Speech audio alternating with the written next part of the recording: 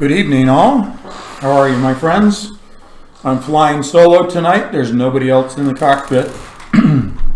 There was a book or a movie, I think it was, perhaps a book, entitled God is My Co-Pilot.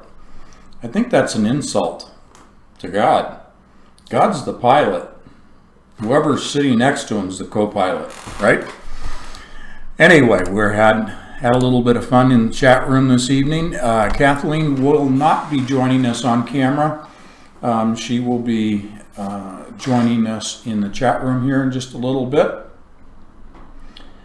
Tonight's live stream discussion is,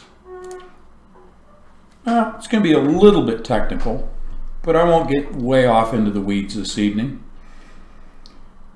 The title is The Safety of the Godly, and it is meant to address a lot of the comments, a lot of the emails, a lot of the concerns that Kathleen and I have been receiving since our last live stream. And it's somewhat reflected in some of the comments in the chat room this evening for the 30 minutes leading up to us going live. And I want to reassure people, I want to reinforce that God is in control. And we're going to go to Psalms 121, verse 5. The Lord is your keeper. The Lord is your shade on your right hand. Now, we have talked an awful lot about the mark of the beast. Obviously, it can be placed on the right hand or on the forehead. So let's look at this very familiar scripture in the modern day context. The shadow on the right hand. Now I'm going to go over to the chat room because I want to see what your reaction to that is. I want to bring up the chat room so I can see it. Because this really struck me hard this evening, this particular scripture. The Lord is your shade on your right hand. He covers. What does the shade do? It covers, right? And if it's a hot day, you welcome the shade.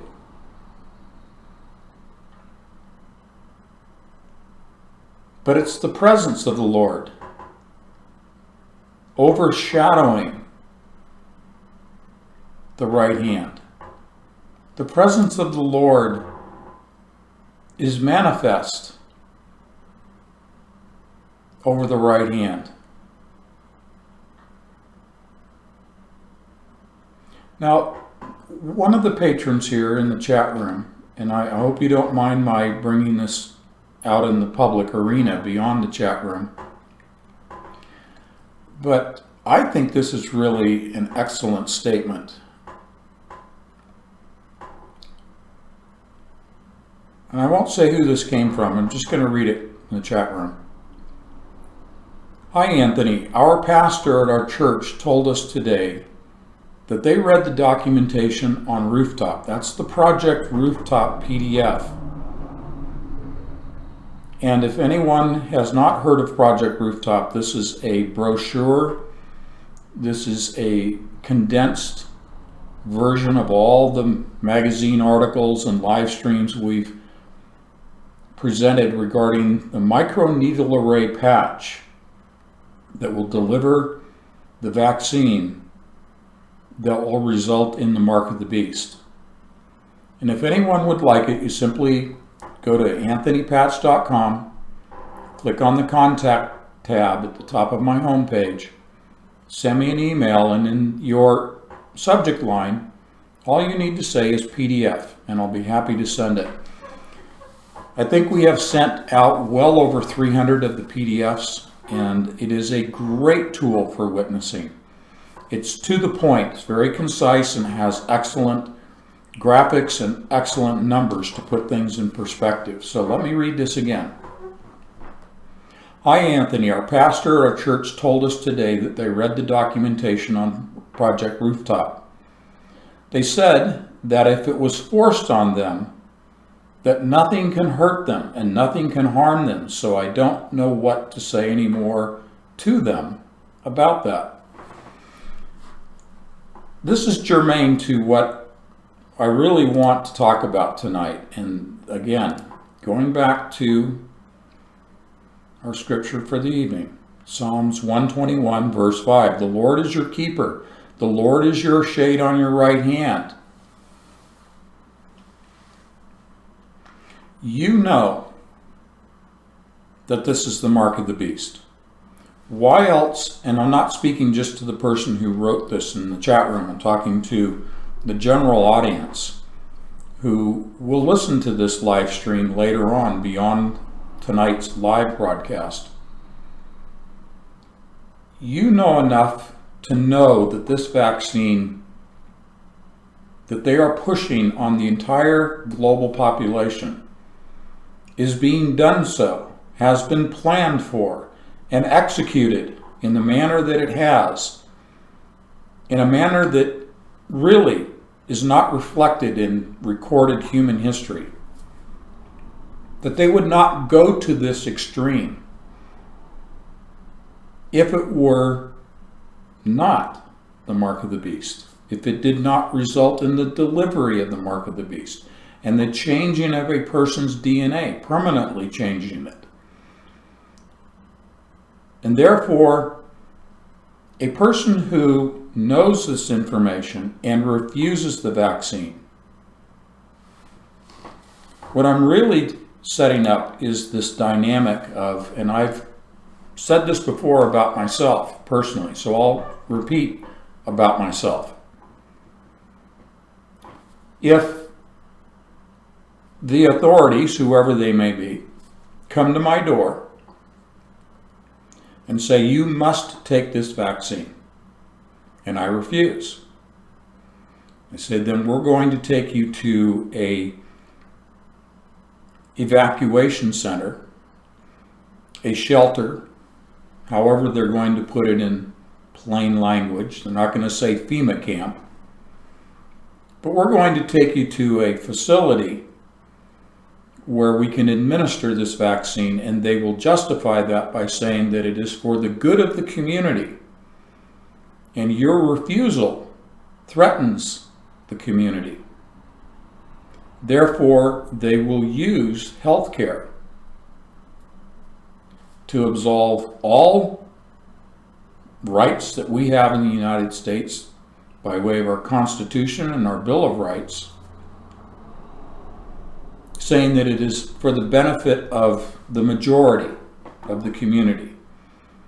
And they will have to physically remove me from my home, however they're going to do that. And they will have to physically restrain me, however they're going to do that, in order to inject me against my will with this vaccine. And that may very well happen. It may come to that. So, in painting that scenario that I would present to a pastor or anyone else, I would say that is the extreme, but it is the likely, in my case, for me personally. Now, in that situation, God knows my heart. He knows that I have the information that this is the mark of the beast. God knows that I'm refusing the mark of the beast. And therefore, in this situation, God will protect me from the alteration of my DNA, and therefore my soul is not condemned to perdition for all eternity. So I'm in agreement with the pastor. I'm going deeper into the discussion, into the scenario, to make it very clear, very plain,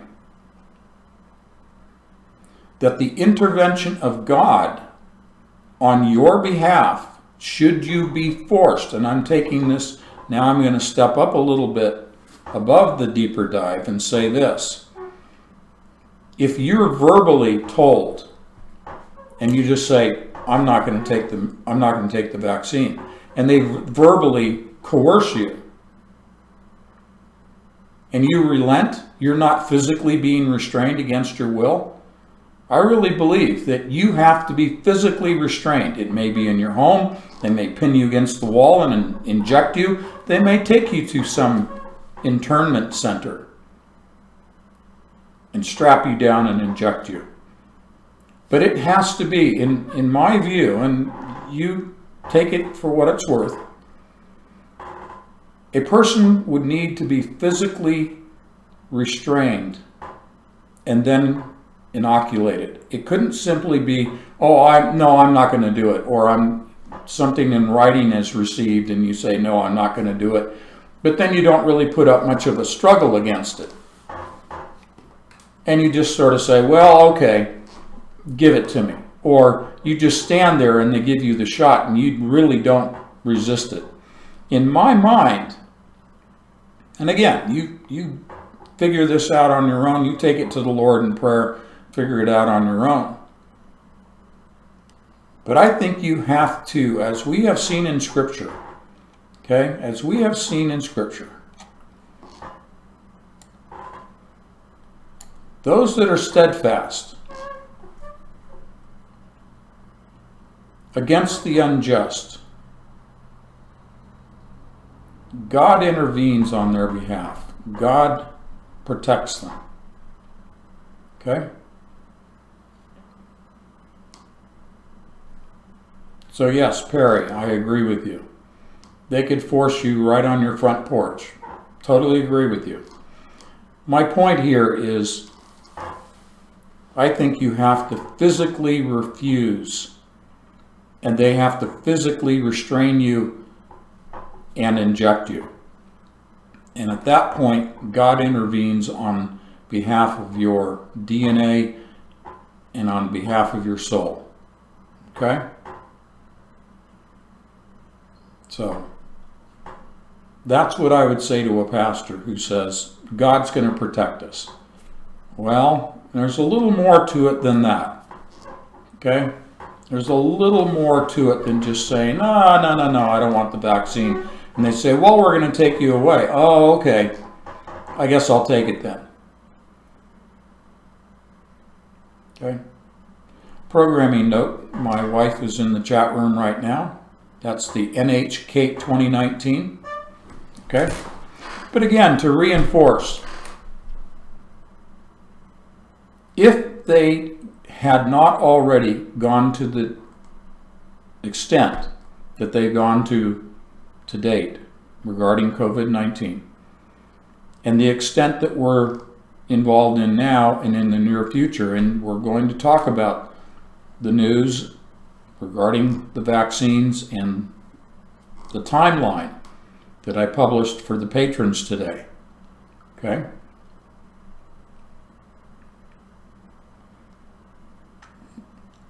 Okay, so someone in the chat room is saying that they're not seeing me. Just refresh. Let me type this in the chat room. There we go. Okay. Let me just make sure everybody can see. Can you see and hear me okay in the chat room? Let me know.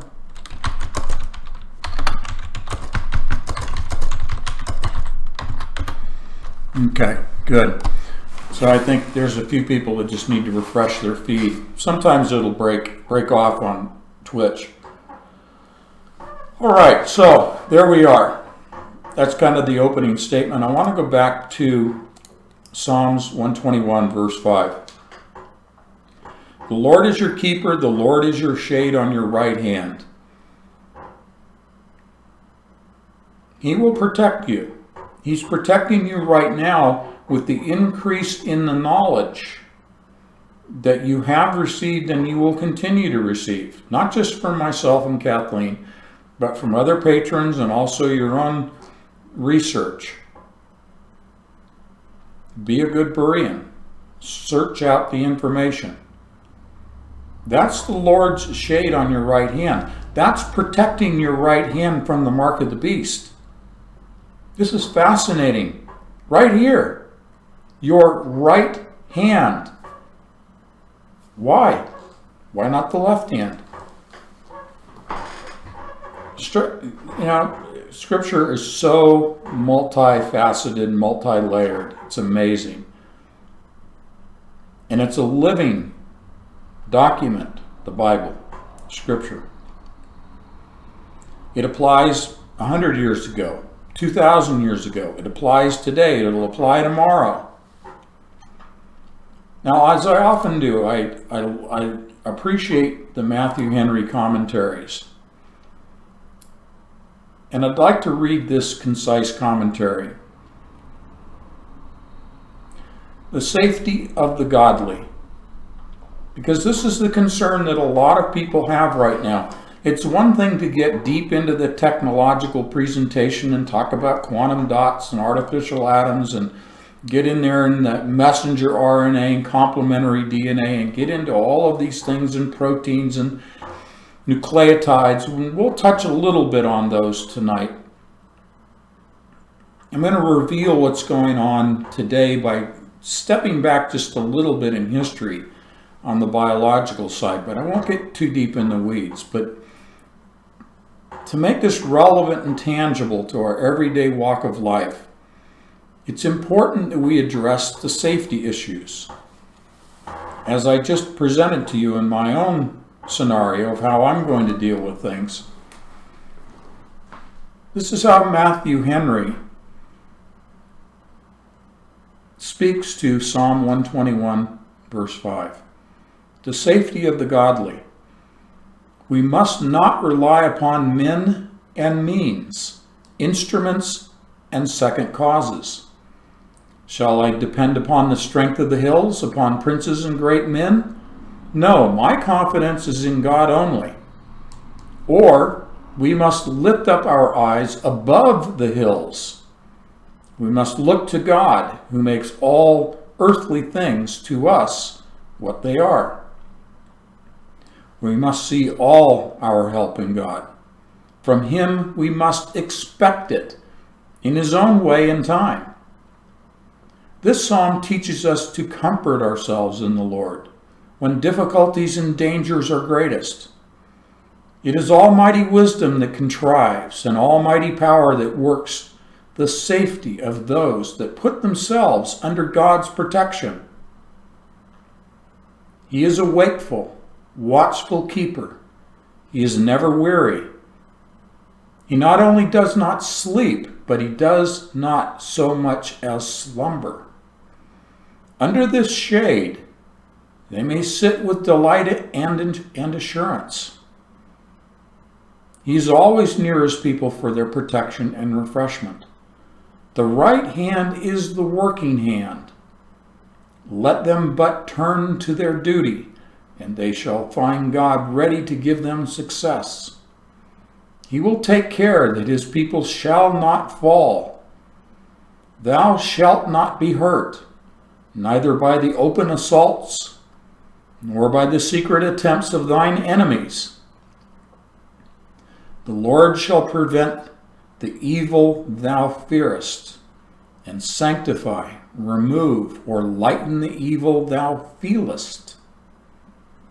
He will preserve the soul, that it be not defiled by sin, and disturbed by affliction. He will preserve it from perishing eternally. He will keep thee in life and death, going out to thy labor in the morning of thy days, and come home to thy rest, when the evening of old age calls thee in.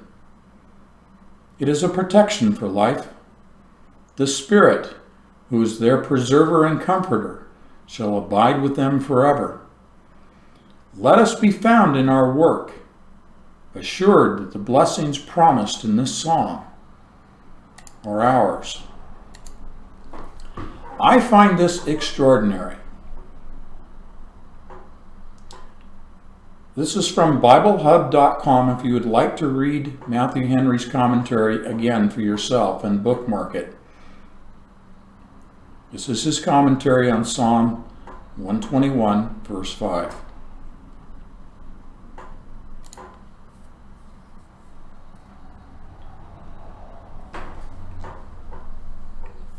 I think it is amazing. God is arming us with knowledge. That's why we're here. This is why we're involved in these live streams. This is why we converse with one another in the chat room and in emails. We're building each other up through knowledge. That's how God is protecting us.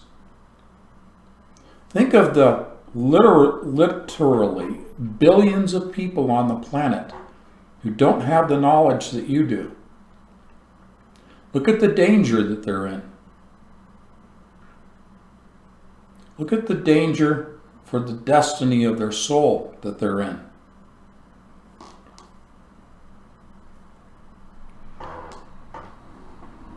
You know, these are extraordinary times. It is a privilege for you and I to be alive today because we are going to witness the revealing of the Antichrist. Now, there are other interpretations, other ways of looking at that perhaps we will not be here. I won't delve into that. But it is possible that we will know the identity of the Antichrist. But be that as it may, even if we never actually witness the identity of the Antichrist as we are alive in these physical bodies. But this is certainly the time in which he will be revealed to the world. And when that happens, he will mandate the mark of the beast. Now, interestingly, there was an article today that President Trump, he was interviewed on Fox News. Question arose, will the vaccine be mandated? Will everyone, of course the question was germane to the United States, will it be mandatory that everyone in the United States take the vaccine? And President Trump said no. He said it would not be mandatory. We know how things change. We know how things work in politics. What is said today may not be true tomorrow. Circumstances change. Pressures. Needs arise. Health professionals recommend. Health professionals demand. Health professionals present the fear. But even if President Trump, over the course of the next several months, remains steadfast in his political position in saying that no, the vaccine will not be mandatory for U.S. citizens.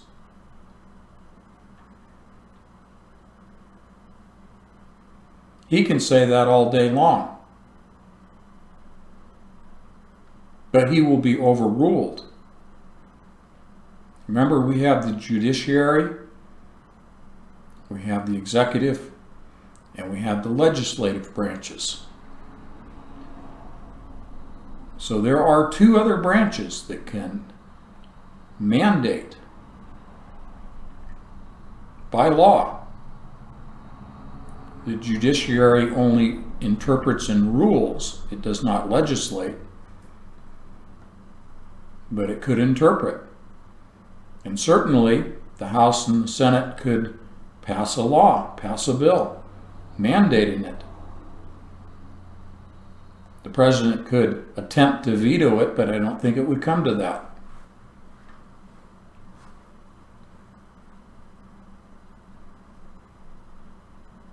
It's hard to say.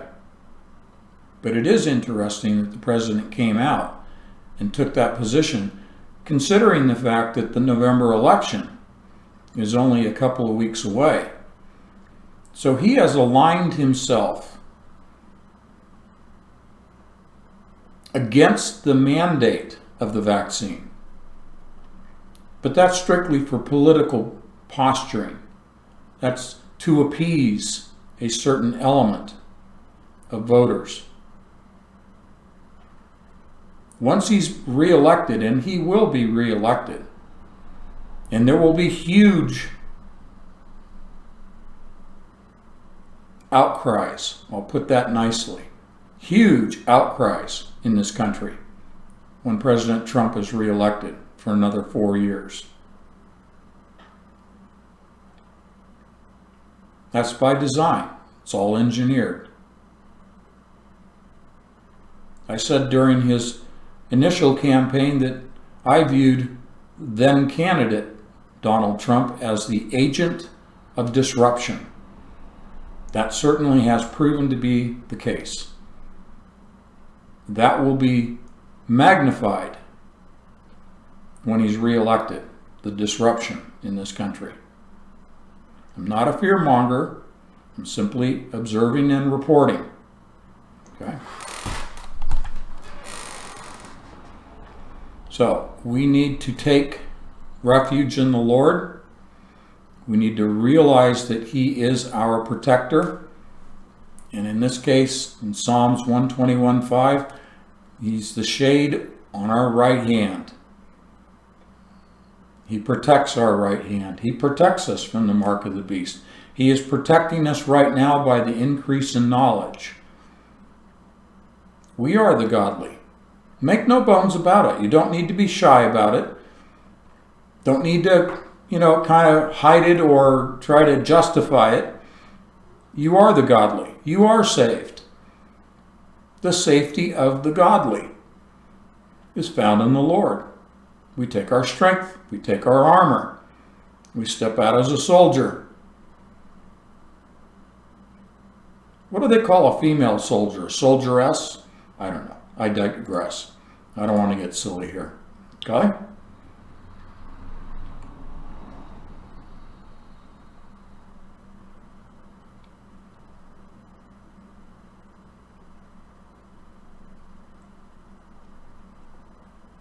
Let's go to some of the items that I posted for the patrons. Those of you that are not patrons, we encourage you to join us as a patron, and you will be able to access these articles that I post before the live streams. They're also archived by Doug Diamond at Diamond Digital Media. Archives everything that I post in Patreon in my website. We have an archive at anthonypatch.com of everything that I post in terms of articles on Patreon. It gets archived at my personal website.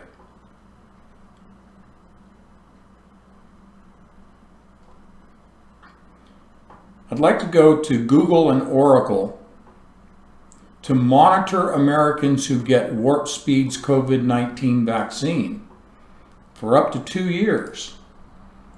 Google and Oracle will be monitoring people for up to 2 years after they receive this vaccine. Now, to put that in a more biblical perspective, 2 years is irrelevant. Tracking is irrelevant. Doesn't matter if it's Google or Oracle that's going to be doing this. There'll be many, many more that will be tracking. The reason that 2 years is irrelevant is that as soon as a person takes the mark, their DNA will undergo changes. I had a question posed to me by a patron by way of email today regarding the 5 months in which people who take the mark will be experiencing the sores and the boils on their skin, the agony that they are experiencing because their DNA is being changed, that for 5 months they will seek death and not find it. The question was, would these sores and boils manifest before the DNA starts to change? No. You take the mark, this microneedle array patch delivery system, and immediately this disperses throughout the bloodstream, and flows to every cell in the body, penetrates every cell in the body, into the nucleus of every cell in the body, penetrates the host DNA and begins to change it. Now, I'm being very succinct in that presentation because we've gone into the extraordinary details scientifically on this. But as those cells experience their DNA changes, DNA triggers naturally, beyond a vaccine, triggers effects within an individual cell. They express proteins. They modify cell metabolism. They cause cell division, cell death, which is apoptosis, and uncontrolled replication in the form of cancer, beyond apoptosis. Then it begins to manifest outwardly on the skin. But the agony that people will be experiencing is from the cellular level all the way out to the outer skin. The boils and the sores that people break out into those that are described in Scripture are manifestations of the agony that is going on throughout all the systems of the body, including the mind.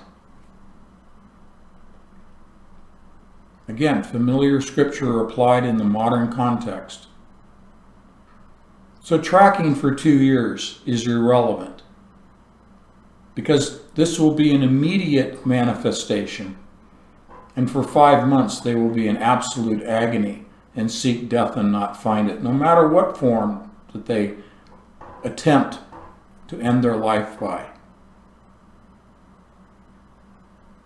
Okay?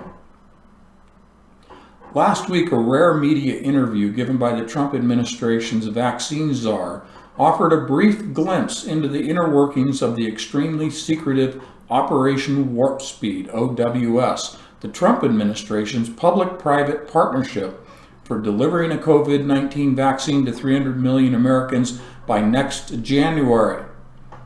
What was revealed should deeply unsettle all Americans.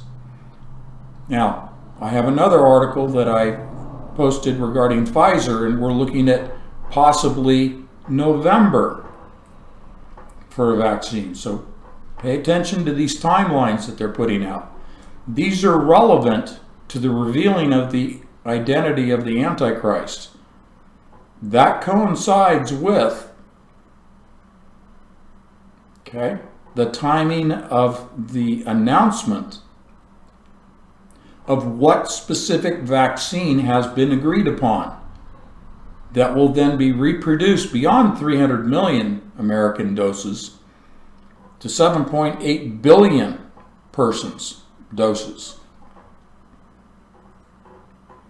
When that announcement regarding what vaccine from what company or multiple companies has been agreed upon, when that's made, be on the lookout for the Antichrist, because he will follow on the heels of that announcement. Just because they announce a vaccine does not necessarily mean that it's immediately going to be available. There are several published articles that indicate that the vaccine may not even be ready for the first phase, which would be first responders, medical professionals, people at extreme risk, until perhaps April. Okay? These are the timelines they're putting out. Spring of next year. April of next year. Again, you're all doing your own research. You're reading from your own sources. You'll see these dates that are sort of bantied about, these months. But it's a very near timeline. Even April will come very quickly. During an interview with the Wall Street Journal published last Friday, the captain of Operation Warp Speed, career Big Pharma executive Moncef Slaoui, confirmed that the millions of Americans who are set to receive the project's COVID-19 vaccine will be monitored via incredibly precise tracking systems that will ensure that patients each get 2 doses of the same vaccine. And I sent you an article about Bill Gates talking about 2 doses, okay? Get 2 doses of the same vaccine and to monitor them for adverse health effects. They noted that tech giants Google and Oracle have been, Oracle, if you're not familiar with them, they are a software company. Silicon Valley, California. And Oracle have been contracted as part of this tracking system, but did not specify their exact roles beyond helping to collect and track vaccine data. The day before the Wall Street Journal interview was published, the New York Times published a separate interview with Slaoui, where he referred to this tracking system as a very active pharmacovigilance surveillance system. Let me say that again. This is quoting his words. A very active pharmacovigilance, all one word, pharmacovigilance surveillance system. Well, that right there should be raising red flags for all of you. You know, do the 180. If you want to know the truth to what they're talking about, to what they're saying, turn it 180 degrees around. And what it reveals is the microneedle array patch delivering the tracking system, the quantum dots, the luciferase, that illuminates at a near-infrared spectrum of light. Okay? He's talking about, without saying it, the microneedle array quantum dots with luciferase. The biosensor. The antenna system of sending and receiving digital information of your sensed from your body and digitized through the 5G system. And it will monitor the changes to a person's DNA to confirm the vaccine has been delivered. Confirmation of delivery of the vaccine is not just the fact that someone applies the Band-Aid to their right hand or their forehead. It is the actual modification of the DNA that this biosensor system internally in the body will be able to detect those changes taking place of the host DNA at the individual cellular level. Okay?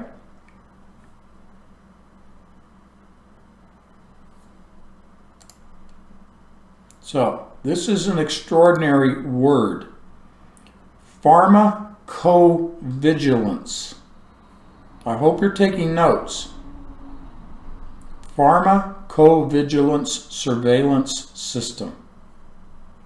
During a previous interview with the journal Science in early September, Slaoui had referred to this system as only a, quote, very active pharmacovigilance system that would make sure that when the vaccines are introduced, that we'll absolutely continue to assess their safety. Apply the 180 to that, what they are actually talking about. They don't care about the safety. He's talking about absolutely continue to assess. That means to definitively, unquestionably, they've already tested all of this surveillance system. They know that they can absolutely determine whether the DNA has been modified, whether it's undergoing modification. It has nothing to do with assessing safety. It has everything to do with assessing the DNA. That's the 180 of what he's talking about. Slaoui had only recently tacked on the words tracking and surveillance to his description of this system during his relatively rare media interviews. While Slaoui himself was short on specifics regarding this pharmacovigilance surveillance system, the few official documents from Operation Warp Speed that have been publicly released offer some details about what the system may look like and how long it is expected to track the vital signs and whereabouts of Americans who receive a warp speed vaccine. Now, take that sentence. How long it is expected to track the vital signs. That's why we've been talking about the microneedle array is a biosensor system that is embedded in the human body.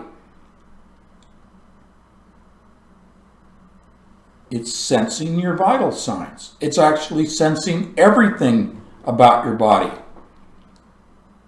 Not just your heartbeat and your respiration and your body temperature, but your endocrine system, your immune system, your nervous system, your neurological system, everything. And track your whereabouts. 1984, folks, okay? And the whereabouts of Americans who receive a warp speed vaccine. Why? God. Why is it that people are not up in arms about this? Don't people understand the literal words of tracking?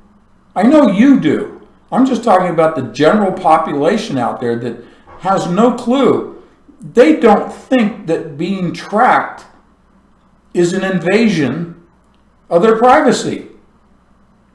You'll hear the morons say, well, if I'm not doing anything wrong, then I have nothing to fear. Well, you should fear the fact that you've lost all of your liberty. Look at what they've done in China with the tracking of people. Not just for COVID, but tracking in general. Okay? Mr. Wilson saying in the chat room, the quantum dots align after interacting with your unique DNA to give you a biometric identification. Absolutely.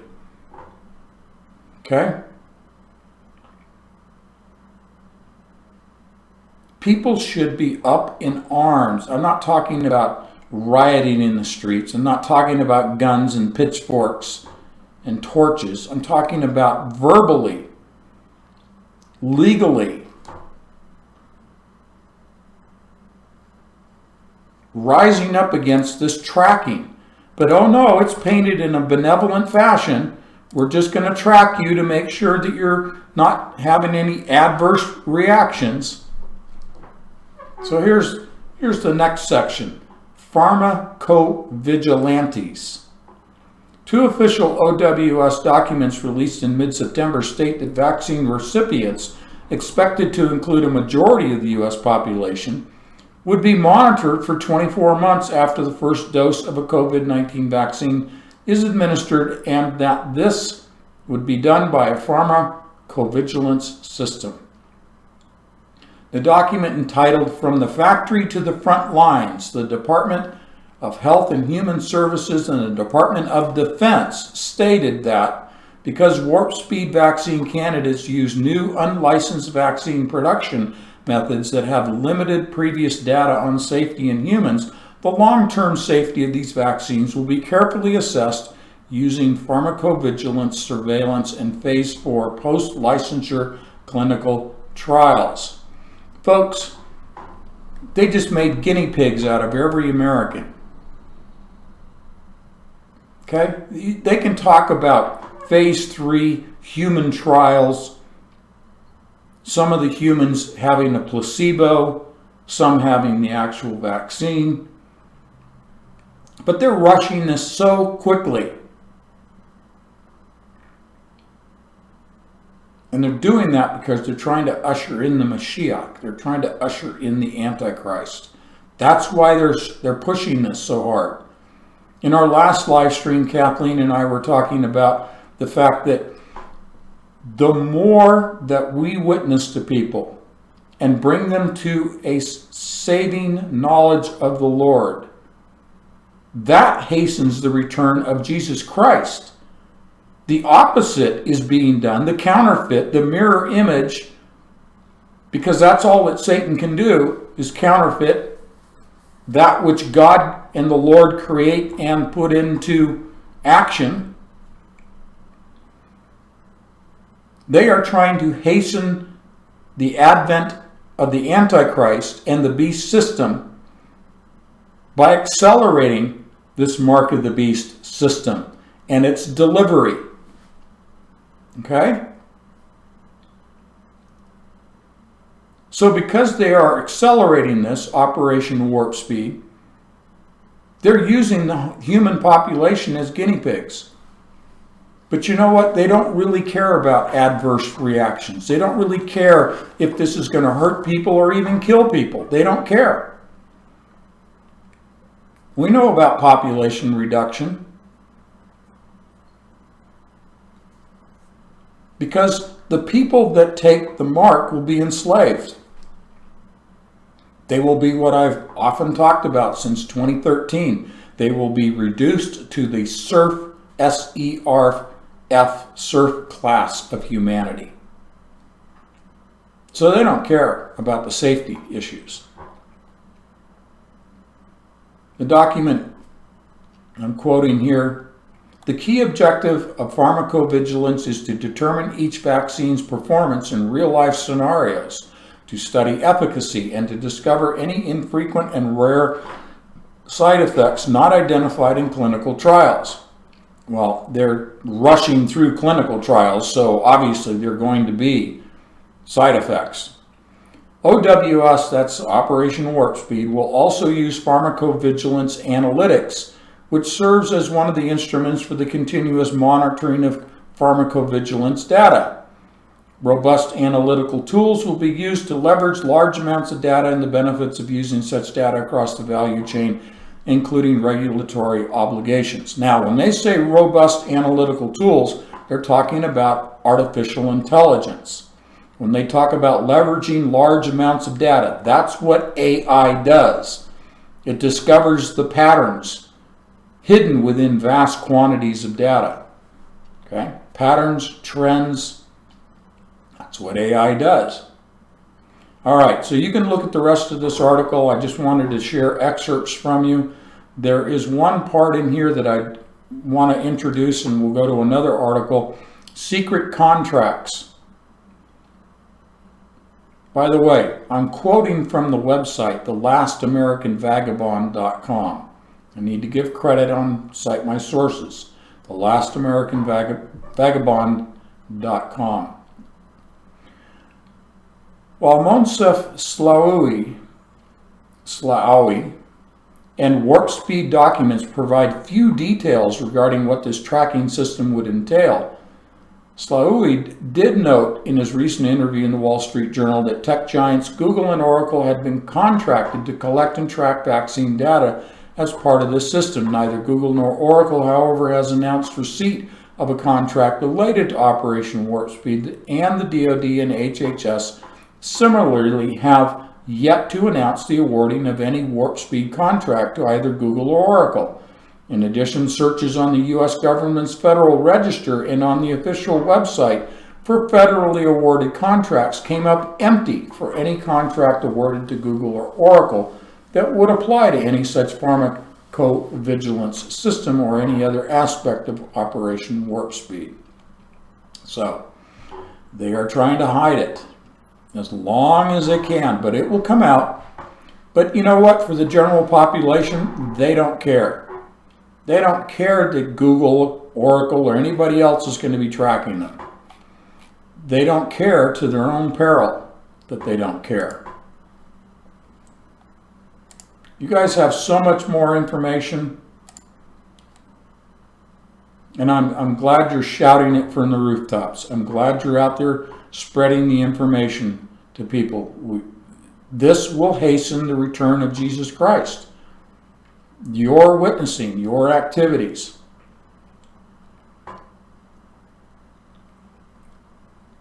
Okay.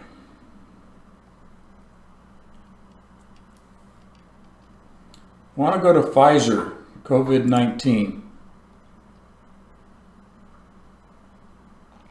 Pfizer COVID-19 vaccine rolls off production line amid hopes for emergency approval. So the question, I'm sure, comes to mind, how can Pfizer be producing a vaccine that hasn't been approved, that the world has not agreed upon? Well, they're taking, as they say in here, they're taking a risk. They're betting, they're rolling the dice that their vaccine will be approved. Pfizer has released footage of a potential coronavirus vaccine rolling off the production line as the drug giant aims to have 100 million doses ready by the end of the year. This is dated October 18, today, from the New York Post. The Manhattan-based company told the Mail on Sunday that it had already made several 100,000 doses of the drug as it prepares to seek emergency use in the U.S. by November. That's only 2 weeks away, folks. Emergency use. That's a big blanket to use the word emergency. How do they define it? How do they justify an emergency? Do they just say, well, the numbers have spiked of cases, they make up the numbers of cases. There are cases, we have patrons whose loved ones have contracted COVID-19 and seriously contracted it. I'm just talking about the numbers overall that are fabricated to produce a spike published in the mainstream media to cause more fear and for people, because they're fearful, to demand a solution. Is that the emergency? We'll have to see. Is that concurrent with the seasonal flu? Thus an emergency? We'll have to see. Pfizer's literally betting on it. The firm's UK boss, Ben Osborne, also told the paper that scientists in its main British lab have also unearthed drugs that could provide a potential complete cure for COVID-19, as opposed to merely a preventative vaccine. Osborne said the company is manufacturing the huge stockpile of its current vaccine candidate in Belgium, quote, at risk and at scale, calling it tremendously exciting. When they say at risk, they're talking about monetary risk. They're producing this at cost, at their cost. Now, of course, they've received grant monies, so they're not really risking anything. But they're producing it, and there's a cost involved in that. And yes, they're doing it at scale, and he calls it tremendously exciting. Yeah, because you know what? They're trying to corner the market. That's why he's excited. He's seeing the excitement of profits, to be first to market, to be under the blanket of an emergency use in the United States. See, they're making this in Belgium, but they're going to ship it to the United States. First to market means they get to corner the market, means that they get to earn the largest profits. That's why he's excited. The hope here, we're quoting, the hope here is that we essentially come up with a medicine that disrupts the virus and ultimately prevents it worsening the condition of a patient. He told the Mail's financial site, "This is money."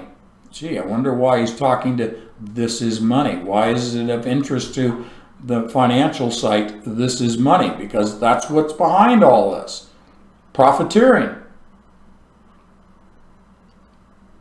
Okay, so you can read the rest of this, but he says, if safe, that's a big if safe, he expects his company to seek emergency use in the U.S. in the third week of November. So we're about 5 weeks out from that, folks. 5 weeks. There's the timeline. I always urge you to pay close attention when they talk about their timelines. Okay?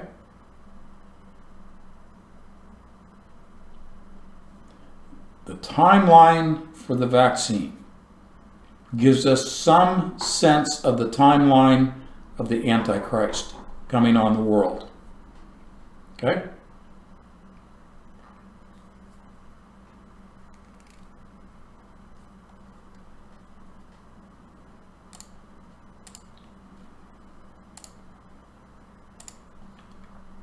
Going to our next article from the patrons area.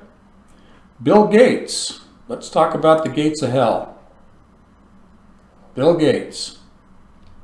Bill Gates says, and why should we be listening to a software developer? Since when did Bill Gates ever have MD after his name? Maybe MD for Bill Gates is moron deficient. How about that? Moron deficient Bill Gates says life will return to normal only after a second generation of COVID vaccines rolled out and virus eliminated globally. Now, this is building upon what I just read to you from Pfizer, okay? Technology tycoon Bill Gates, moron deficient, said life can get back to normal only when a second generation of COVID-19 vaccines is widely available and the virus is eradicated worldwide, a higher bar than was set for any disease in history. Okay, so I'm going to quote him here in just a second.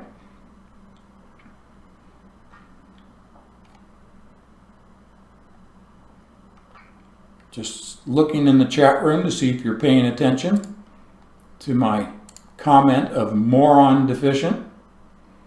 Quoting MD, the only way we'll get completely back to normal is by having, maybe not the first generation of vaccines, but eventually a vaccine that is super effective and that a lot of the people take, and that we get the disease eliminated on a global basis, Gates said Sunday in an interview at NBC's Meet the Press program.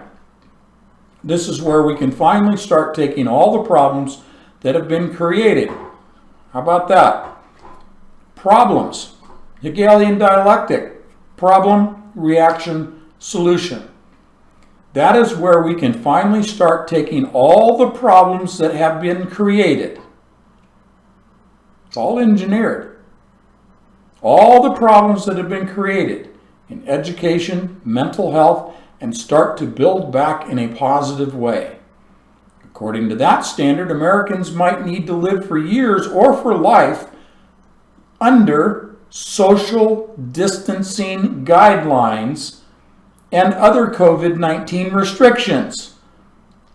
Okay, 180 that statement. Slavery. It's certainly gloomier than the assessment Gates gave in a Fox interview last month, when he said progress on vaccines might make it possible for a return to normalcy in the U.S. by the summer of 2021. He said he expects several of the first generation of vaccines to get emergency approval by early next year. Okay, we just had Pfizer talking about emergency approval in the third week of November. This article, dated the 12th of October of this year, in RT.com, Gates is talking about early next year for emergency approval. So they've got dates that are bouncing back and forth, but we get the general sense of the season here that we are dealing with. Gates blasted the U.S. COVID-19 response as one of the worst in the world, except for the Trump administration's aggressive investments in vaccine development. There are lots of additional deaths coming if we don't get our act together, the billionaire philanthropist told NBC host Chuck Todd. All right. Boy, I tell you, it's tough reading this stuff because it's so filled with lies.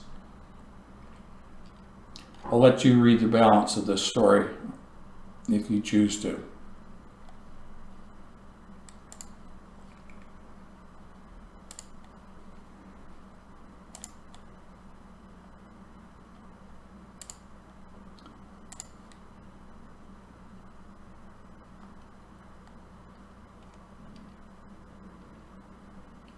Now, Mr. Wilson in the chat room was talking about digital identity and biometrics programs. Government invests in digital identity and biometrics programs that they are progressing around the world. This is coming from the website biometricupdate.com. Government investments in digital identity and biometrics programs progress around the world. Systems aim to improve service access, birth registration, voting, and financial inclusion.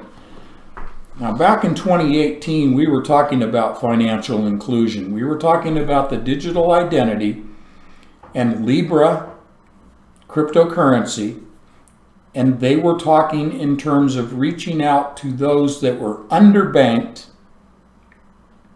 not banked at all, didn't have access to the banking system, and therefore were not included in the financial system. So they're taking the healthcare system and merging it with the financial system, and the end result is the mark of the beast.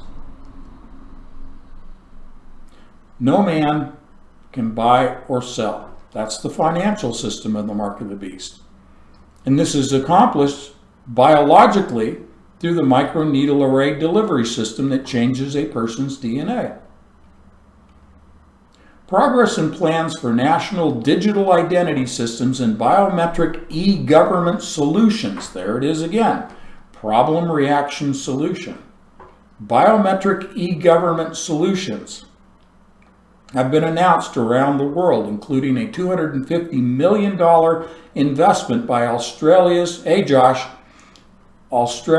government, Saudi government services, financial inclusion in the Philippines, a remote birth registration system in Pakistan, a public sector payroll cleanup in Kurdistan, and biometric voter verification in Kyrgyzstan are in the news. Australia is planning to spend $250 million to upgrade its online services with biometric facial recognition for user authentication to access a range of services, the Tech Times reported. Well, that's what China did. Okay? So I'll skip through this. Saudi Arabia issues 17 million digital identities for government service access.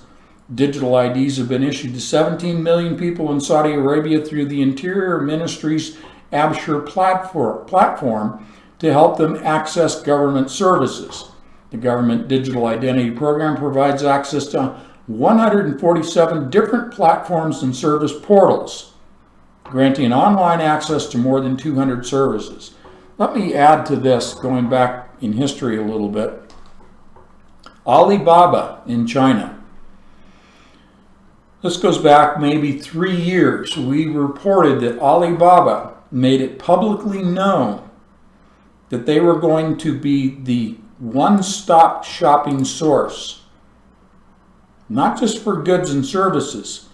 They were going to be the single source for everything that a person needs, including healthcare, life insurance, your driver's license, government services, your ability to buy and sell. Alibaba.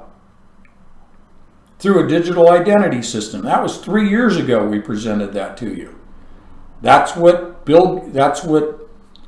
Jeff Bezos from Amazon wants to do. He wants to sell you everything. He wants to be the US version and really a worldwide version of Alibaba. Well, eventually they will all merge. Alibaba and Amazon and others will all merge in the beast system.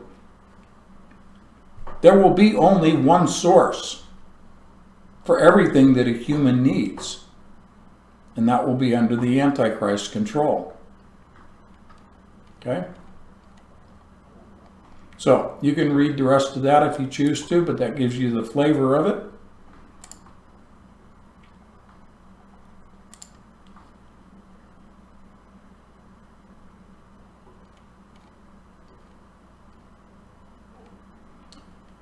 And that is our segue to talking about Amazon.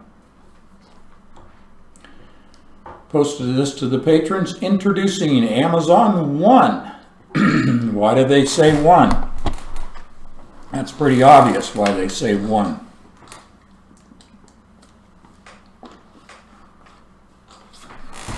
The dictatorship.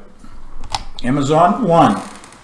A new innovation to make everyday activities effortless. Remember, we've been warning you for years. For the sake of convenience, people will adopt technologies.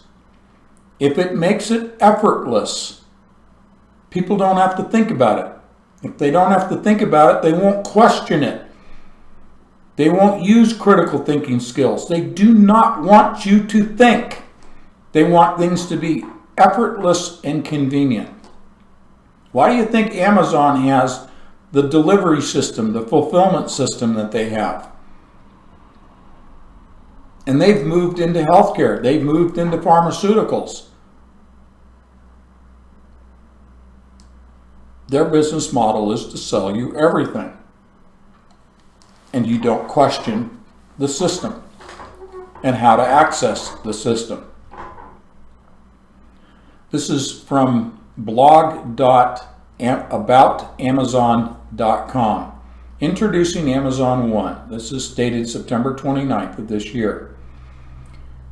We're always looking for ways to make our customers' lives better, and one area where we've spent time innovating is the customer shopping experience in stores. Today, our physical retail team is excited to introduce a new innovation called Amazon One. Amazon One is a fast, convenient, contactless way for people to use their palm to make everyday activities like paying at a store, presenting a loyalty card, entering a location like a stadium, or badging into work more effortless. The service is designed to be highly secure and uses custom-built algorithms and hardware to create a person's unique palm signature. It's fast and easy to sign up and use Amazon One. And we're excited to hear feedback from customers as we begin to make it available as an option for them in a range of locations and for a variety of uses. We'll start in select Amazon Go stores, where Amazon One will be added to the store's entry gate as a convenient choice for customers to use to enter the store to shop. In most retail environments, Amazon One could become an alternate payment or loyalty card option with a device at the checkout counter next to a traditional point of sale system, or for entering a location like a stadium or badging into work. Amazon One could be a part of an existing entry point to make accessing the location quicker and easier. Boy, can you do the 180 on all of that. Okay? Just turn it all around. The central point here is control, is it not? If you cannot be scanned, you don't get to go to work. You don't get to go to the grocery store. You don't get to go buy a new pair of socks. It's bad enough they have Alexa. It's bad enough they have all these devices in the home to make it more convenient. Oh, I want my lights to be turned on and off. I want the music system turned up and down in its volume. I want the channels on the TV to be changed just by me speaking these commands. It's convenient. I don't care that it's invaded my home. I don't care that it's listening to everything that my wife and I are doing and our children are doing. We don't care that it knows everything that we're doing in our home. It's convenient. soon, because the mark of the beast system is a biometric system. The control of your access to buy food, to go to work, is right here in front of us right now. There's no need for conjecture, hyperbole, fear-mongering, conspiracy theories. All we have to do is report the news stories, and it paints the picture for us.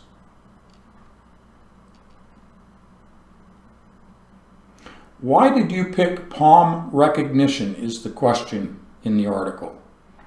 Answer: we selected palm recognition for a few important reasons. One reason was that palm recognition is considered more private than some biometric alternatives because you cannot determine a person's identity by looking at an image of their palm. It also requires someone to make an intentional gesture by holding their palm over the device to use. And it's contactless, which we think customers will appreciate, especially in current times. Ultimately, using a palm as a biometric identifier puts customers in control of when and where they use the service. No, it puts those that are providing the service in a position of control of when and where a person is authorized to use the service. You see, you can just 180 this thing all day long. Why is it contactless? Because they engineered this whole plandemic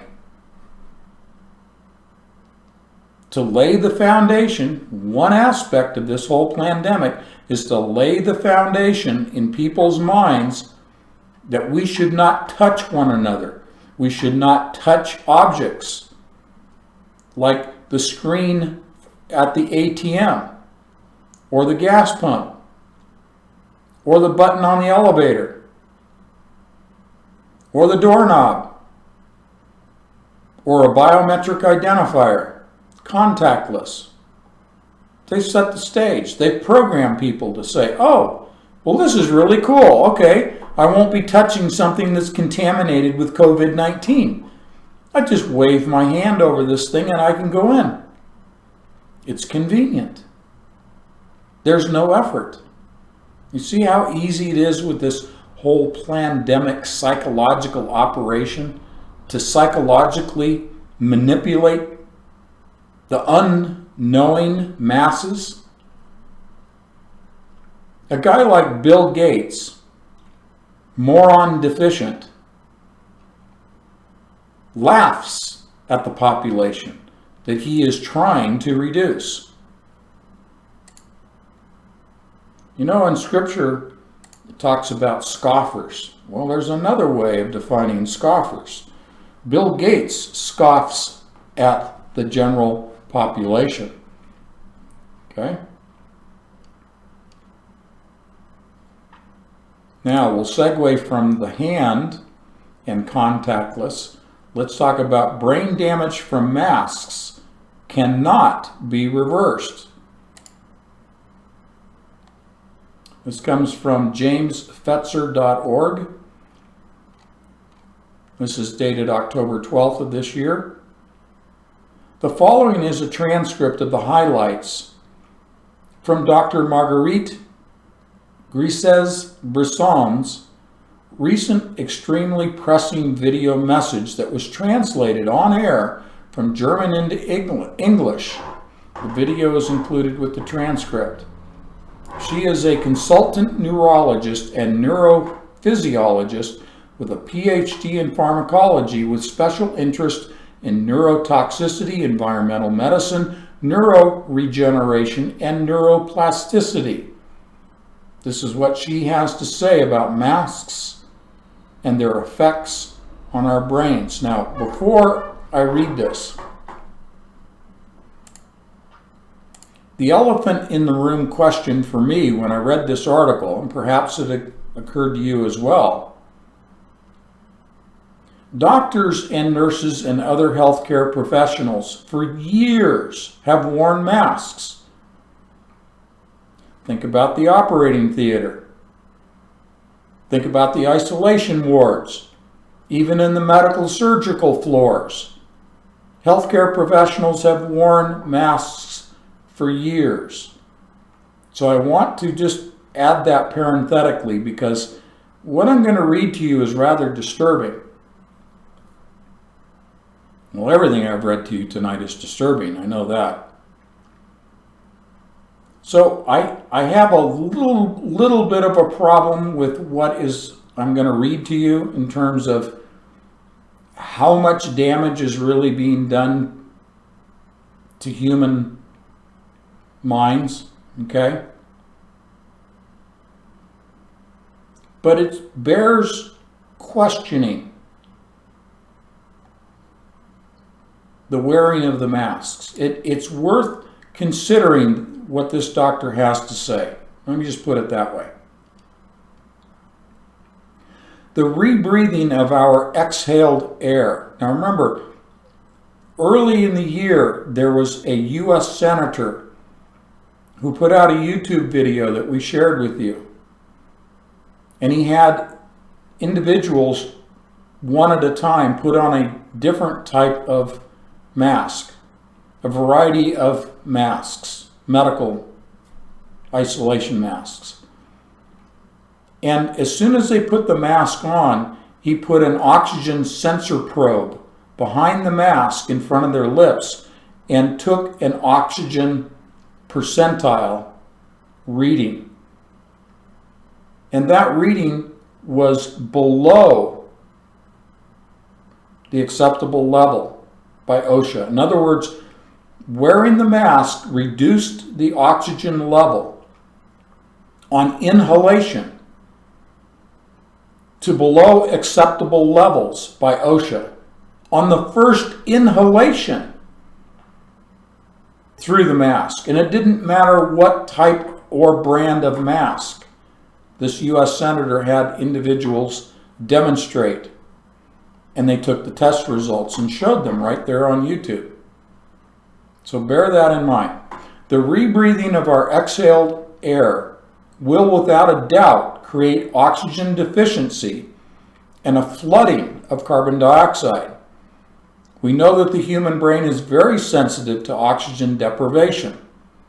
There are nerve cells, for example, in the hippocampus that can't be longer than 3 minutes without oxygen. They cannot survive. The acute warning symptoms are headaches, drowsiness, dizziness, issues in concentration, slowing down of the reaction time, and reactions of the cognitive system.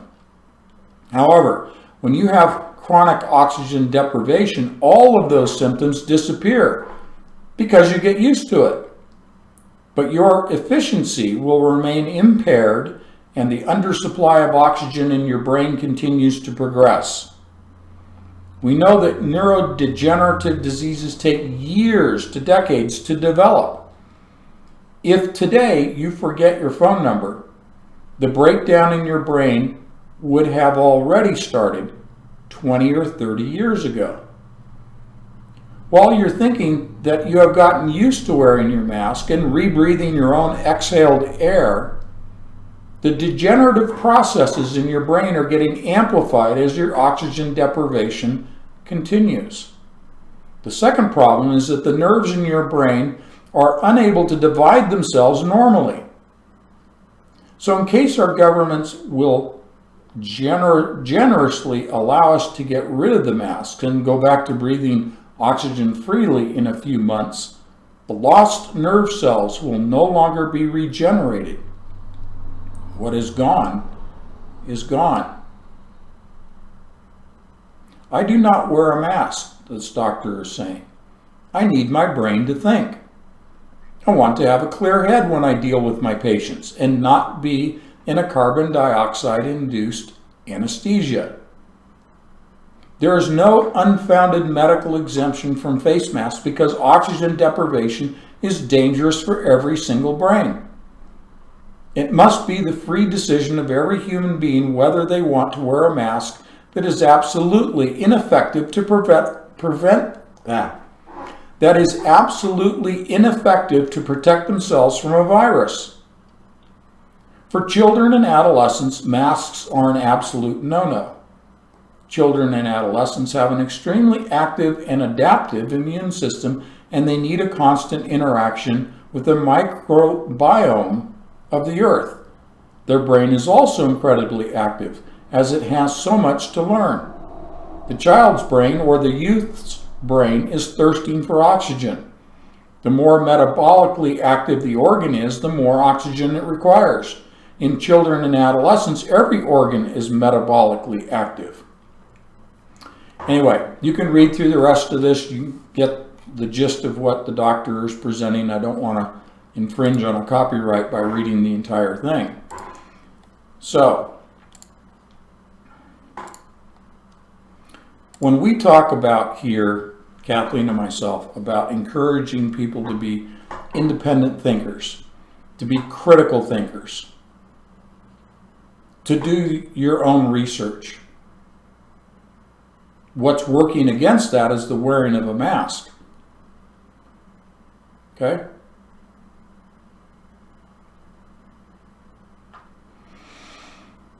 Okay.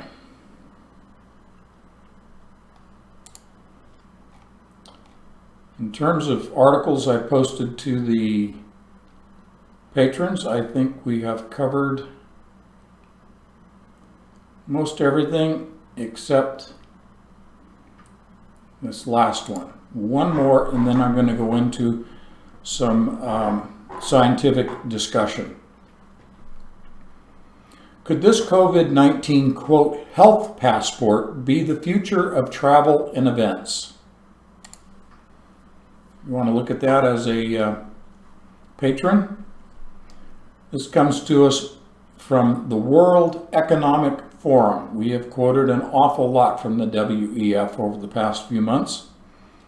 Could this COVID-19 health passport be the future of travel and events? Thousands of summer holidays are now up in the air. This is dated the 30 July 2020, so during the summer. Let me jump through this to get to the meat of the issue. COVID Pass, that's the name of this. COVID Pass is the brainchild of one of the World Economic Forum's young global leaders. It also involves other young global leaders across 5 continents. Okay? COVID Pass uses blockchain technology. I have said for 4 years now, blockchain is the infrastructure of the beast system. COVID Pass uses blockchain technology to store encrypted data from individual blood tests, allowing users to prove that they have tested negative for COVID-19. Unlike contact tracing apps, COVID Pass will not track users' movements. Non-mandatory contact tracing apps have met with only limited success so far due to privacy concerns. Germany, regarded as one of the most successful nations in rolling out a voluntary application, currently has only 16 million users out of 83 million citizens. Experts say at least half the population needs to use a contact tracing app to make it effective in fighting the virus. Meanwhile, governments are faced with a variety of different testing regimes to validate the health of travelers. Quote, this isn't enough to reassure tourists or health authorities. This app, which is launching in September, so that's already after the fact, will become a standardized solution for airlines, airports, and border agencies and eliminate quarantine for healthy travelers. COVID Pass could also allow hotels, cinemas, theaters, sporting, and concert venues to reopen safely. Another possible use would be to help restart the worldwide conference and exhibition industry. So you get the idea, just giving you the excerpts. They're setting up all of the biometric systems that are required for you to move about, your freedom of movement, your liberty, and your ability to buy and sell. Okay?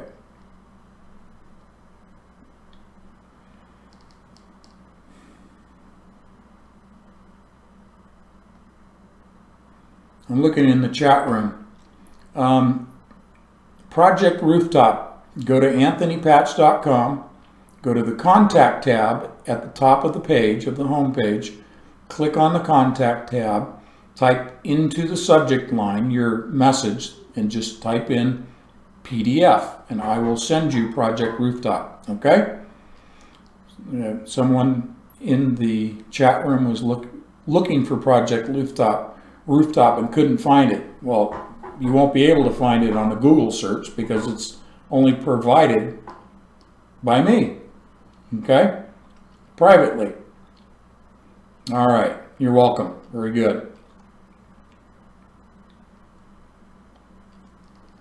So again, as I said at the beginning of this live stream, why would they go to all the trouble to produce this whole pandemic if this did not have the end result being the mark of the beast? Okay? All right.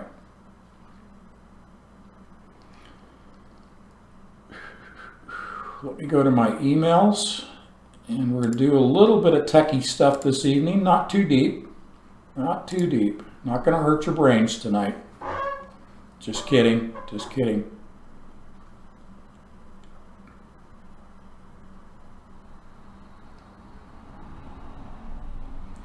We have talked about synthetic biology for years. I want to give you just a little bit of a touch point back into history a little bit. Kind of see where this came from. Remember, I've talked about Dr. Craig Venter quite often. This is from Science ELO of South Africa, silo.org.za, dated March 2014, but we're going to go even further back. I'm just going to read the abstract and then an introduction. On 20 May 2010, the Venter Institute in America announced that they have fully synthesized the genome of the organism Mycoplasma mycoides, while in vitro, that means in the body, by using a computer connected to a machine that synthesizes genes. Now, as a backdrop to this, let me set the stage. We've talked about synthetic biology. We've talked about in silico DNA, digitizing the genomic sequence, inputting that digital model of the sequence into software in silico, and in the computer designing, rearranging the nucleotides, the amino acids that make up DNA and RNA, rearranging them artificially in the computer, in silico, and then outputting that through a 3D bioprinter, a machine that synthesizes genes. We're talking now, back in history here, in 2010. And I've laid this out for you for years. So this is the background to what I have presented for years in the pages of Entangled magazine and in these live streams. Thereafter, the genome was placed back into the casing of another organism and reconstructed to function as a minute little factory with the aim of producing and secreting fuel and medicine, something that is not the natural function of this organism. There are certain potential dangers inherent in this kind of technology, Scientists fear that this technology may contaminate or infect humans, animals, or the environment, and that it can, as such, be extremely harmful or even lead to the destruction of humans. Other scientists are concerned that terrorists can use this technology to kill innocent citizens. Some ethicists are of the opinion that the consequences of synthetic biology is currently unpredictable and that it is therefore risky. In opposition to the potential dangers, one has to mention that synthetic biology indeed can result in far-reaching positive outcomes, such as the manufacturing of biofuel and medication. Most scientists and ethicists are of the opinion that the potential dangers involved in synthetic biology should be evaluated in light of the fact that genetic manipulation has not caused any biological devastation over the last 30 years. Okay? Now, what's important to understand is this is in 2010. Think about Operation Warp Speed. Look at the acceleration in genetic modification that is underway right now for a DNA-based or RNA-based vaccine. That's why I'm reading this to you. These vaccines are first modeled in silico in the computer, and then they are output as synthetic gene sequences. COVID-19 was produced that way. In 1999, the Ethics of Genomics group in America wrote that the ability to synthesize, which means humanly create a bacterial genome or chromosome in vitro, is still a long way off due to the great technological leap that had to be bridged at that time in 1999. It is not obvious how to achieve this assembly or even whether we can achieve it. In addition, there was great doubt whether such a synthesized genome in a bacterial cell will function correctly. On 20 May 2010, the Craig Venter Institute of America announced that they had created the world's first completely self-replicating synthetic genome in vitro, and that they had placed it into the bacterial cell of another species, and that the cell with its new genome was functionally normally. Although genetic manipulation has taken place routinely from about 1974, this breakthrough is unique because all the genetic material needed for the bacterial cells to function was replaced by synthetic genes. This research took about 15 years to become a reality. A large team of researchers were involved at a cost of approximately $40 billion with a B, billion dollars. Okay? So think about what we are hearing when it's almost off the cuff. It's almost like, yeah, we've been doing this for years. It's no big deal. When we hear discussions in the mainstream articles on television about genetic modification, okay, that to the average Joe Bag of Donuts, the average guy walking down the street, the average Joe Bag of Donuts hears genetic modification today and doesn't think of it as anything negative, of any consequence,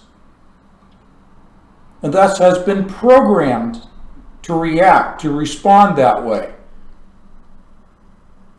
That genetic modification and artificial genes, synthetic genes produced by man and output as living organisms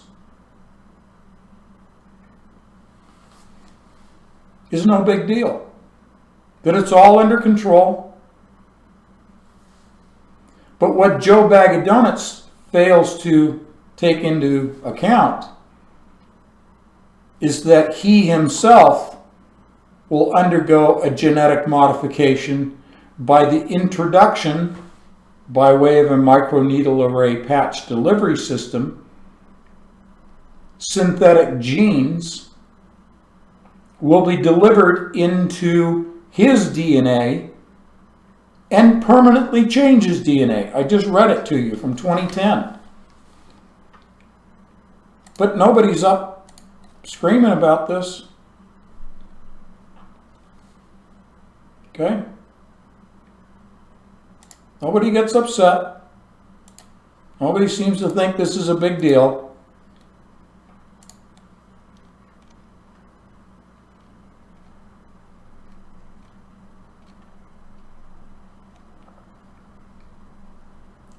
A common thread is that synthetic biology is a scientific discipline that relies on chemically synthesized DNA, along with standardized and automatable processes to address human needs by the creation of organisms with novel or enhanced characteristics or traits.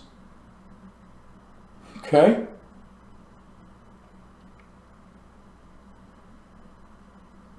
Novel. COVID-19. Before it was called COVID-19, in November of last year, was labeled novel coronavirus 19.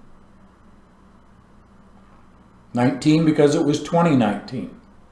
Novel because it did not have a name. It was novel. It was new. But they knew it was in the coronavirus family, like MERS and SARS and the seasonal flus. I'm going to read that sentence to you again. A common thread that is that synthetic biology is a scientific discipline that relies on chemically synthesized DNA, along with standardized and automatable processes to address human needs by the creation of organisms. I'm going to emphasize that.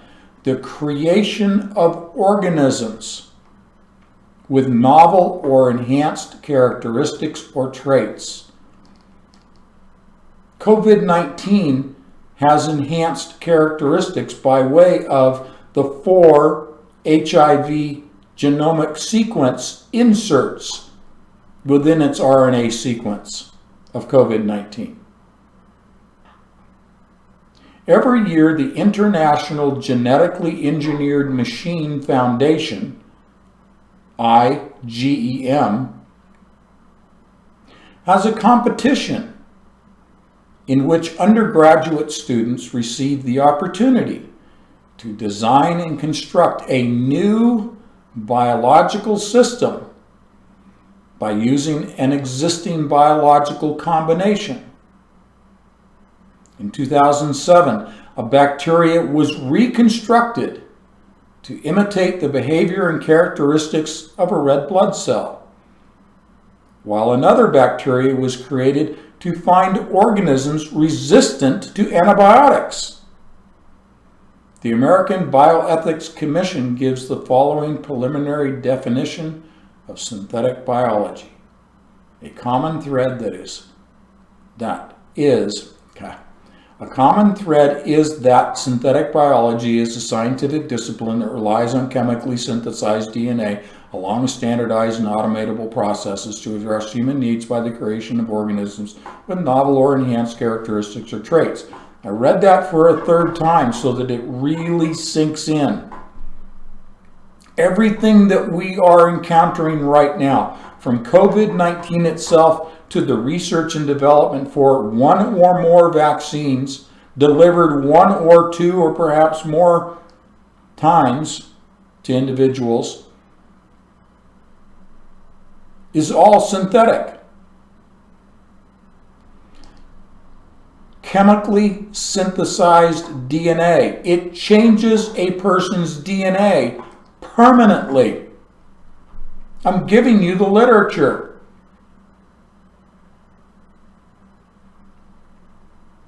This technology designs and constructs its synthesizes genetic material in a laboratory from the outset, after which the new genetic material is placed into another organism. This young field, again, this is 2010, this young field has been driven by the revolutionary view of science and technology, namely that life can be created from lifeless materials. Science can therefore create life from non-living materials. Research from this field is generally careful to give a definition of life. Due to the complexity and plurality of the concept of life, the concept has been avoided and replaced by the term biological systems. Okay? Now, I'm not going to go through all the details on this.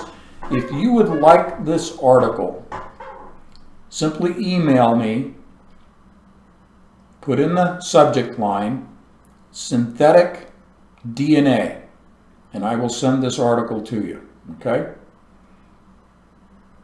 In fact, give me a moment. For the patrons, I'm going to go ahead and I'm going to post this into the Patreon messaging system so that you have it, and it will be in your archives posted at anthonypatch.com. Okay. I'm going to just title this Synthetic DNA.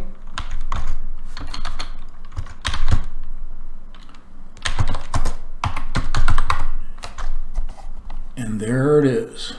In fact, I'm going to publish this publicly. So if you are not a patron, you can go to Anthony Patch on Patreon, and you will see this posting titled Synthetic DNA. I'm posting it publicly on my page on Patreon. Okay, so everybody can get it. Very important backstory to everything that is going on today with respect to vaccine research.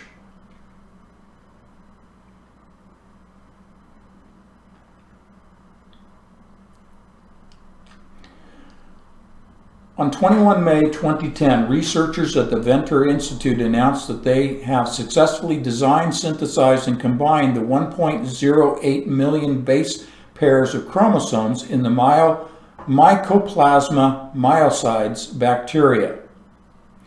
Number one, the scientists first determined the DNA sequences of the above-mentioned bacteria and keyed it into a computer database in order to digitize it. Okay, I've talked about digitized DNA, digitizing DNA, and in silico DNA since 2013. Okay. Number two, then they gave the computer the command to compile the genetic code, the sequences of the specific bacteria in 1,000 base pairs at a time, after which the computer received the command to adapt the code in such a manner that certain characteristics or sequences were taken away or added. The computer can, for instance, receive the command to make one eye blue and the other brown, while the hair has to be blonde. Number three, thirdly, this computer with the genetic codes, the sequences, was connected to a DNA synthesizing machine. Okay, that's why what I've succinctly called a 3D bioprinter. Okay, because a DNA synthesizing machine, which received the command to construct about 1,080 base pairs of DNA at a time. Around 1,000 groups of 1,000 base pairs are constructed in total, from which form the 1.08 million base pairs of the total genome.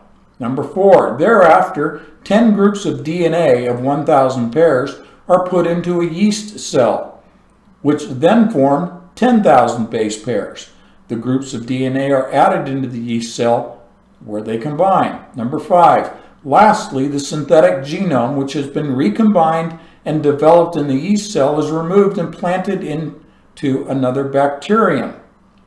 The genome of the receiver cell disappeared as the new genome became established. Let me read that again. Okay? They took the synthetic genome, and they planted it into a bacteria.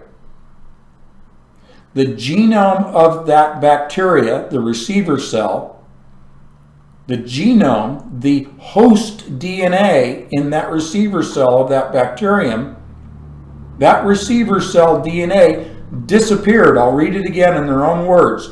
The genome of the receiver cell disappeared as the new genome became established, which ultimately resulted in a viable self-replicating cell that only contains synthesized DNA. Let me see the reaction in the chat room, please. Okay? You guys, I hope you're paying attention to this. Okay? I've been saying for years, digitized DNA. Kathleen and I have been warning you since March of this year that the mark of the beast will permanently change the DNA of the person that receives the mark of the beast. If anybody needs a smoking gun, it's in the article I just publicly posted on Patreon.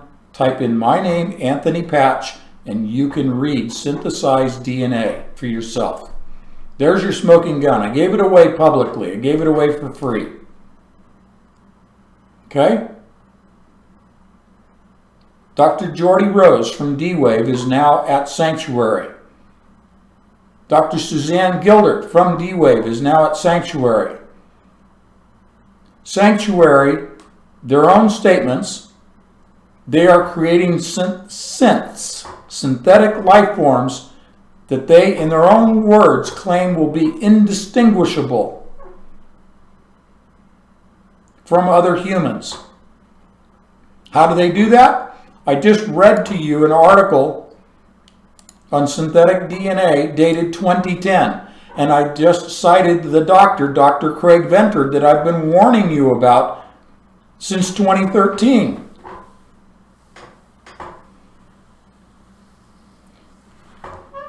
Okay, I'm going to read number 5 again. Lastly, the synthetic genome, which has been recombined and developed in the yeast cell, is removed and planted into another bacterium. The genome of the receiver cell disappeared as the new genome became established, which ultimately resulted in a viable self-replicating cell that only contains synthesized DNA. That right there is what will happen to every human that takes the mark of the beast. Pastors, Tom Horn's organization, want to claim otherwise? Not just me. We have published the transcripts of 3 medical professionals, doctors, in Untitled magazine who are saying exactly what I just said. And the discoverer of HIV back in the 1980s, he himself, and it's in Untitled magazine, said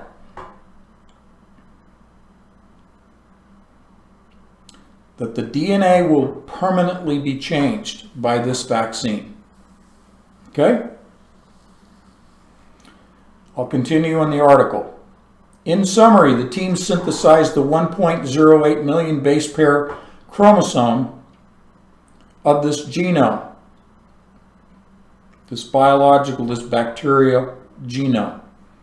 The proof of principle that genomes can be designed in the computer, that's in silico DNA, that genomes can be designed in the computer, chemically made in the laboratory, and transplanted into a recipient cell to produce a new self-replicating cell controlled only by the synthetic genome, was published in Synthetic Genomics in 2010. It is important to remark that the specific bacterium Venter built up synthetically is relatively small. At this stage, scientists do not yet have the capacity to synthesize the genome of larger organisms. as published in Bioethics Commission 2010. Well, we're 10 years down the road, folks, from that statement. Okay?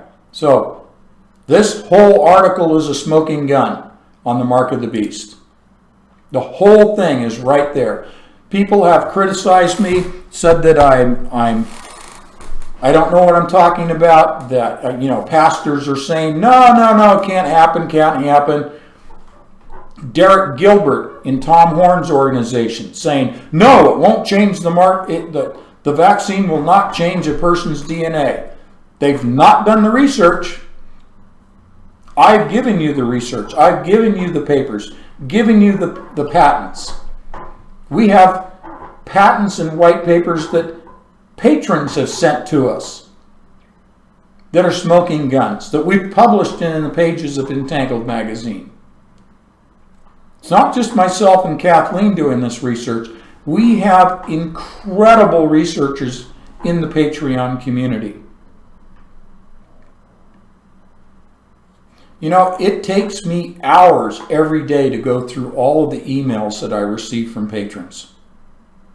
Not all of them am I able to respond to. Some of them get posted as articles for the patrons themselves. I'm certainly not complaining. The research that you all are doing is phenomenal. Okay? And we, Kathleen and myself, and I'll speak for the other patrons, we are all so grateful to you that are spending so many hours digging up information that then gets shared. Project Rooftop is a perfect example of that collaboration. Again, please, if anybody wants that witnessing tool, go to anthonypatch.com, contact tab at the top of the homepage, type in PDF in the subject line, and I will send them out. I easily send out over a dozen, some days it's over 24 of those PDFs every single day. Okay? And you all have said that Project Rooftop brochure has been a phenomenal witnessing tool, and that you've been reproducing it and sending it out to your contacts and posting it in social media. Please continue to do that. Okay? I'm going to say in the chat room, Red Door Woman, yes. I'm going to read your statement. Tom Horn and Steve Quayle are false prophets, big money enterprise.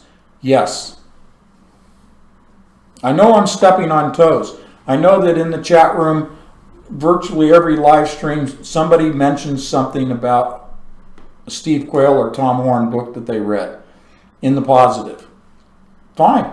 If you got something positive out of something they produced, great. I think that's fantastic. Okay?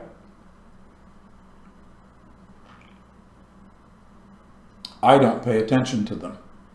Okay? I don't pay attention to them.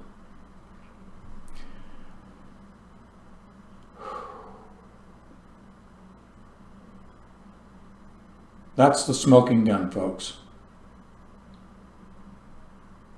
In silico DNA, synthetic genome sequencing machines, living organisms, college campus competitions to create and output new biological life forms. They have to start with something that's alive. Typically they use E. coli, okay, or other very robust biological foundational material, a living organism. They cannot create life, but they start with a biological sample. But the smoking gun here that I'm leaving you with tonight is that they take that living biological sample and they insert into it synthetic DNA, a synthetic genomic sequence comprising the DNA. They rearrange the nucleotides, the amino acids, the building blocks of DNA and RNA, and they inject that into the living organism's cells. And the host DNA disappears. I read that to you. That's the word they use. It disappears. That's what will happen to a person, to a human that takes the mark of the beast. Okay?